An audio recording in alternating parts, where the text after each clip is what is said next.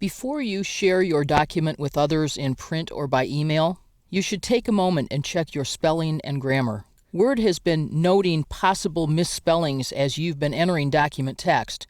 You can see it here on the status bar. Now it's time to review Word's findings. We'll find all of the proofing tools on the Review tab in Microsoft Word 2010. At the left, you'll see Spelling and Grammar, Research, Thesaurus, and Word Count. So I'm going to ask Word to check my spelling. I can either click here, I can press the Function 7 key, or I can go down to the Proofing Errors icon, the dictionary with the red X on it, and click to do this one by one. But I'd like to take a bulk approach to checking all of the spelling and grammar in my document. So I'll click Spelling and Grammar. A dialog box opens to point out that the word formatting is potentially misspelled. I say potentially because sometimes Word will identify a term, particularly if it's jargon within your industry or any proper name, as misspelled when it is not. But you can usually take Word's word for things like formatting, selected, text, words like this that are common dictionary words. So I need to do something about this word. I have 6 choices. If this word were actually spelled correctly, for example, if there's a new industrial process in our company called formatting, I could say ignore this either once or ignore it every time in this document. If this is a word that I want to never have Word check as incorrect again, I can add it to my dictionary. If you do this, you want to make sure that this word is spelled correctly because you're adding it to the list of words to ignore for all time in all documents in Word, Excel, PowerPoint, and Outlook. Or I could say I want to change this word. I can change it to the word that is highlighted here.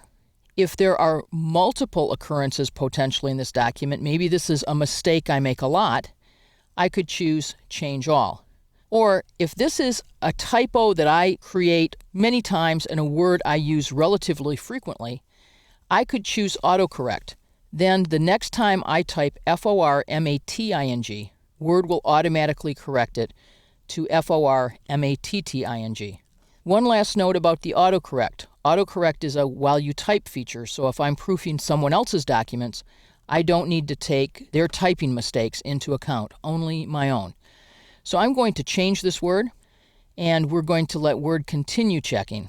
Now, I have Choose New Theme Elements. Elements is clearly misspelled, so I don't want to do any of the things at the top. These first 3 choices are for words that are correct. As soon as I know it's incorrect, I can focus down here, and I'm going to say if I typed elements that way more than once, change them all right now.